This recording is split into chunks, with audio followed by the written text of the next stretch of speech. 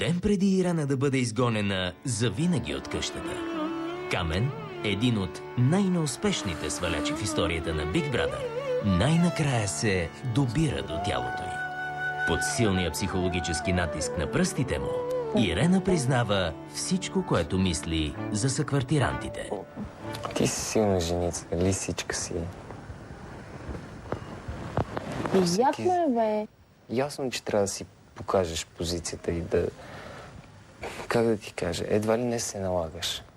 И това не ти помага в никакъв случай. Въобще не ме интересува. Тук съм заобиколена от пълни идиоти и селяни, дето не знам как се справят навънка, обаче тук нещо не ми правят много добро впечатление. Тук за мен почти всички жени са като кокошки.